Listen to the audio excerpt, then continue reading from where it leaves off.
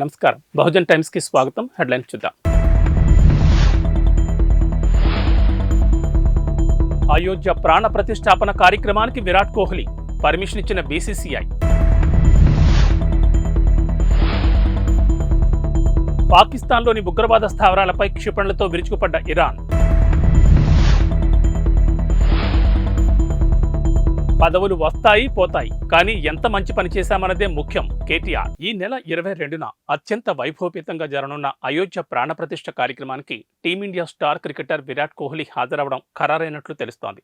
ఈ మేరకు విరాట్ అభ్యర్థనను బీసీసీఐ పరిగణలోకి తీసుకుని అనుమతి ఇచ్చినట్లుగా తెలుస్తోంది. ఈ నెల 21న ప్రాక్టీస్ సెషన్ అనంతరం కోహ్లీ టీమిండియా శిబిరం నుంచి బయలుదేరి మరుసటి రోజు అయోధ్య చేరుకోనున్నాడని క్రిక్ బజ్ రిపోర్ట్ పేర్కొంది. ఈ మేరకు బీసీసీఐ అనుమతిచ్చిందని తెలిపింది. కాగా ప్రాణప్రతిష్ఠ కార్యక్రమానికి ఆహ్వానం పొందిన క్రికెటర్లలో కోహ్లీతో పాటు మాజీ దిగ్గజాలు సచిన్ టెండూల్కర్, ఎంఎస్ ధోనీతో పాటు పలువురు దిగ్గజాలు ఉన్నారు. కాగా భారత్ వర్సెస్ ఆఫ్ఘనిస్తాన్ మధ్య జరుగుతున్న 3 మ్యాచ్ల టీ20 సిరీస్ నేడు జరగనున్న చివరి మ్యాచ్తో ముగిసిపోనుంది. బెంగళూరు వేదికగా జరగనున్న ఈ మ్యాచ్ అనంతరం ఆటగాళ్లకి సిబ్బందికి 2 రోజుల విరామం లభిస్తుంది.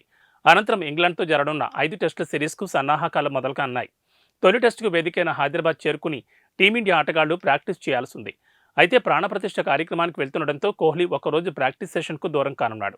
మరోవైపు తొలి టెస్ట్ ఆరంభానికి 3 రోజుల ముందు ఇంగ్లాండ్ టీం భారత్కు చేరుకోనుంది. పాకిస్తాన్లోని ఉగ్రవాద స్థావరాలే లక్ష్యంగా ఇరాన్ విరుచుకుపడింది. భారీ క్షిపణులు, డ్రోన్లతో మంగళవారం మెరుపుదాడి చేసింది. పాక్లోని బలూచిస్తాన్ ప్రావిన్స్లో సరిహద్దుల వెంబడి ఉగ్ర కార్యకలాపాలు నిర్వహిస్తున్న తీవ్రవాద సంస్థ జైష్ అల్ అద్ల్ స్థావరాలే టార్గెట్గా ఈ దాడులు చేసింది. క్షిపణులు, డ్రోన్లను ఉపయోగించి చేసిన ఈ దాడుల్లో 2 ప్రధానమైన బేసులు ధ్వంసమయ్యాయని ఇరాన్ ప్రభుత్వ మీడియా సంస్థ IRNA తెలిపింది. సంస్థకు చెందిన అతిపెద్ద కార్యాలయం ధ్వంసమైందని తెలిపింది.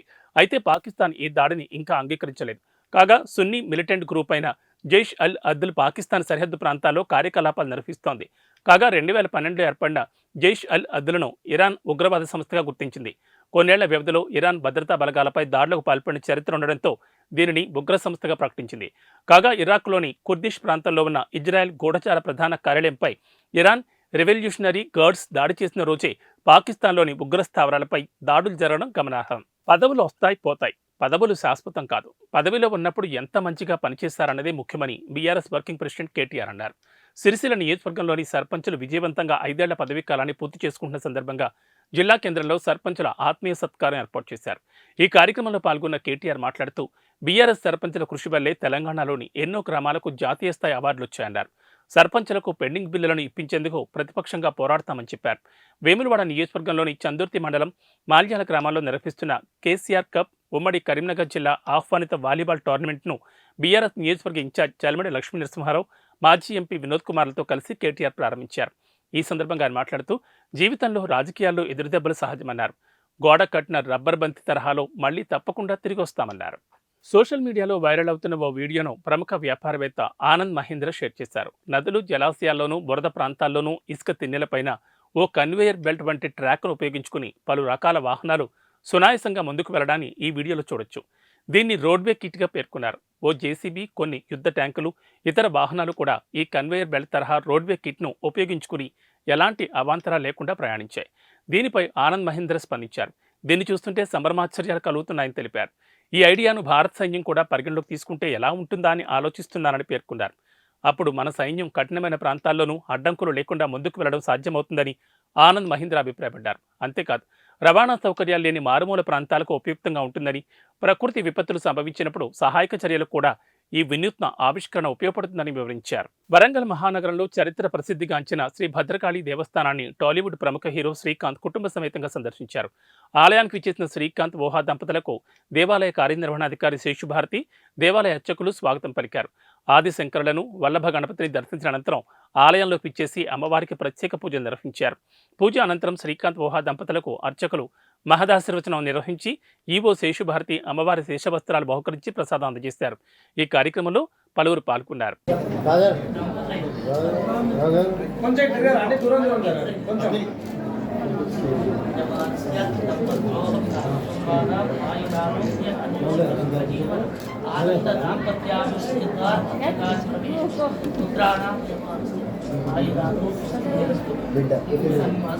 కొంచెం తిరగరండి.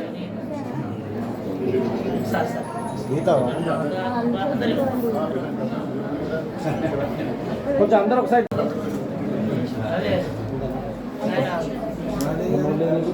అట్ట తినండి. ఒక్క నిమిషం అందరికి పెడతాము. అందరు దర్శనం దగ్గరికి అయ్యా శాస్త్రుడు వచ్చారు కదా.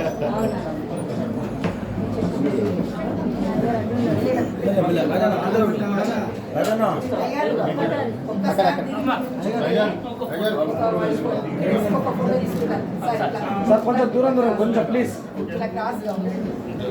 ఓకేనా రాజన్న కొంచెం దూరం. ఒకసారి పాలకులు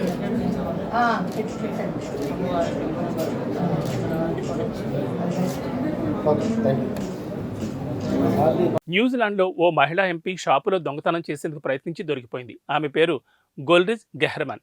గ్రీన్ పార్టీకి చెందిన ఈ ఎంపీ దొంగతనం ఆరోపణలతో తన పదవికి రాజీనామా చేయాల్సి వచ్చింది. అసలు ఏం జరిగిందంటే, అక్లాండ్, వెల్లింగ్టన్ నగరాల్లోని పలు వస్త్ర దుకాణాల్లో గెహ్రమన్ చోరీకి యత్నిస్తున్న కొన్ని వీడియో ఫుటేజీలు వైరల్ అయ్యాయి. దాంతో ఇతర పార్టీలు ఆమెపై ధ్వజమెత్తాయి. తనపై వస్తున్న ఆరోపణలకు గెహ్రమన్ బదులిచ్చారు. తాను మానసిక వ్యాధితో బాధపడుతున్నానని, తన చర్యలకు కారణం అదేనని తనను సమర్థించుకునే ప్రయత్నం చేశారు. తనపై పని ఒత్తిడి విపరీతమైన ప్రభావం చూపిస్తోందని, ఆ ఒత్తిడి మానసిక ఆరోగ్యాన్ని దెబ్బతీస్తోందని గెహ్రమన్ వివరించారు. కొన్నిసార్లు తన వాస్తవ మనస్తత్వానికి భిన్నంగా కొన్ని పనులు చేసేలా ఆ మానసిక ఒత్తిళ్లు దారితీస్తున్నాయని వెల్లడించారు. ఈ సంక్రాంతికి మెగా అల్లు వారి కుటుంబ సభ్యులు బెంగళూరు వెళ్లి అక్కడి ఫామ్ హౌస్ లో సంబరాలు జరుపుకున్నారు. మెగాస్టార్ చిరంజీవి, సురేఖ, అంజనాదేవి, రామ్ చరణ్, ఉపాసన, క్లింకార, అల్లు అరవింద్, నాగబాబు, అల్లు అర్జున్, స్నేహారెడ్డి, వరుణ్ తేజ్, లావణ్య త్రిపాఠి, సాయి తేజ్, వైష్ణవ్ తేజ్, సుస్మిత, శ్రీజ, నీహారిక, అఖిర, ఆద్య, చిరంజీవి చెల్లెమ్మలు ఇలా మెగా అల్లు ఫ్యామిలీ మెంబర్స్ అంతా ఒకచోట చేరి హాయిగా ఎంజాయ్ చేశారు. నేటితో సంక్రాంతి సంబరాలు ముగియడంతో బెంగళూరు నుంచి అందరూ తిరుగు పయనమయ్యారు. చిరంజీవి, సురేఖ, రామ్ చరణ్, ఉపాసన హైదరాబాద్ తిరిగొచ్చారు. ఎయిర్పోర్ట్లో వారిని కెమెరాలు క్లిక్ మనిపించాయి. కాగా చిరంజీవి 150వ చిత్రం విశ్వంభర ప్రస్తుతం సెట్స్ పై ఉంది. వెకేషన్ ముగియడంతో ఆయన కూడా చిత్రీకరణలో పాల్గొనున్నారు. బింబిసారా ఫేమ్ వశిష్ఠ దర్శకత్వంలో తెరకెక్కుతున్న విశ్వంభర చిత్రం ప్రస్తుతం మారేడుమిల్లి ప్రాంతంలో షూటింగ్ జరుపుకుంటోంది. ఇక రామ్ చరణ్ ప్రస్తుతం శంకర్ దర్శకత్వంలో గేమ్ చేంజర్ చిత్రంలో నటిస్తున్నారు. దిల్ రాజ్ నిర్మాతగా తెరకెక్కుతున్న గేమ్ చేంజర్ పై భారీ అంచనాలున్నాయి. గేమ్ చేంజర్ చిత్రం పూర్తయితే బుచ్చిబాబు, సానా దర్శకత్వంలో క్రీడా నేపథ్యం ఉన్న సినిమాలో రామ్ చరణ్ నటించనున్నారు. బీజేపీ రాజ్యసభ సభ్యుడు జీవీఎల్ నరసింహారావు విశాఖలో మహాసంక్రాంతి సంబరాల్లో ఎంతో ఉత్సాహంగా పాల్గొన్నారు. ఈ మహాసంక్రాంతి సంబరాలకు నేడు ముగింపు రోజు. ఈ సందర్భంగా జీవీఎల్ ఓ రిక్షా కార్మికును కూర్చోబెట్టుకుని రిక్షా తొక్కారు. సంప్రదాయ పంచకట్లో ఉన్న జీవీఎల్ నడుముకు కండువా బిగించి రిక్షా తొక్కారు. అనంతరం ఆ రిక్షా కార్మికుడికి డబ్బులిచ్చారు. దీనికి సంబంధించిన వీడియోను జీవీఎల్ తన ఫేస్బుక్ అకౌంట్లో పంచుకున్నారు. విశాఖలో మహాసంక్రాంతి సంబరాలు నేటితో ముగియనున్న నేపథ్యంలో రిక్షా కార్మికుడు పెంటయ్యను అతని రిక్షాలను ఎక్కించుకుని తొక్కాను. తన రిక్షా తొక్కే అవకాశం నాకు ఇచ్చినందుకు అతనికి రుసుం చెల్లించానని జీవీఎల్ వివరించారు. ఖలిస్తానీ ఉగ్రవాది హర్దీప్ సింగ్ నిజ్జార్ హత్య వ్యవహారంతో తలెత్తిన భారత్ కెనడా వివాదం అక్కడికి వెళ్లే భారతీయ విద్యార్థులపైన గట్టి ప్రభావం చూపించింది. కెనడా స్టడీ పర్మిట్ల సంఖ్యను భారీగా తగ్గించడంతో అక్కడికి వెళ్లే విద్యార్థుల సంఖ్య గణనీయంగా పడిపోయింది. గత ఏడాది 4వ త్రైమాసికంలో భారతీయ విద్యార్థులకు కెనడా జారీ చేసిన స్టడీ పర్మిట్ల సంఖ్య భారీగా తగ్గింది.